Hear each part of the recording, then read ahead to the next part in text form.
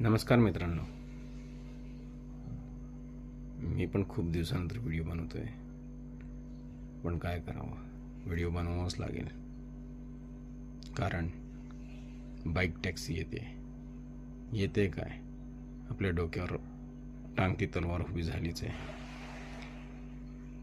पण एक विशेष करून मला सांगायचं आहे आर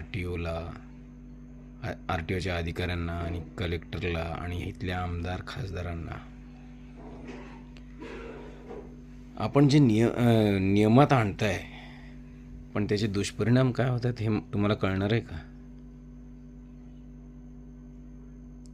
स्विगी, झोमॅटो, ओला, उबेर, पोर्टर, अजून अशा भरपूर ॲप आहेत ज्या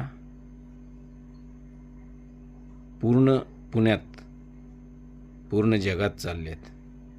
पण याच्यामुळे असर काय होतं माहिती आहे का? तुम्ही आणलेला 4,000 करोडचा ड्रग्ज हा ह्या पोर्टर ॲपमधून, अजून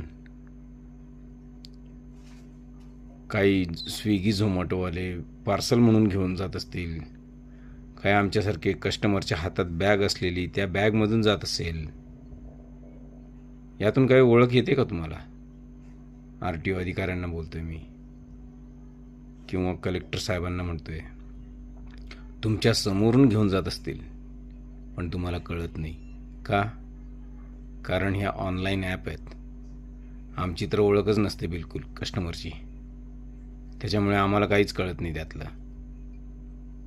पण तुम्ही ज्या ह्या ऑनलाईन ॲप आणल्यात त्या ॲपमुळे रिक्षातून म्हणा, मोटरसायकलमधून म्हणा, पोर्टर ॲपमधून म्हणा, ड्रग्ज सप्लाय होत असेल का नाही सांगा मला फक्त.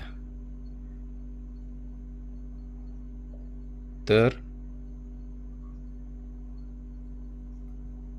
यासाठी म्हणायचं आहे की ह्या ॲपचा दुष्परिणाम भरपूर होतोय आणि या ड्रग्जमुळे सध्याची तरुण पिढी पूर्ण वाया चालली आहे.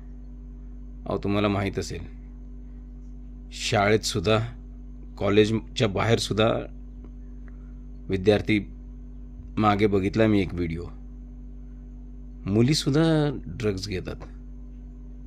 त्या आईवडिलांना काय वाटत असेल की माझी मुलगी शिकायला गेली आहे, माझा मुलगा शिकायला गेला आहे, पण ते मुलं इथे ड्रग्ज घेऊन पडतायत कुठेही.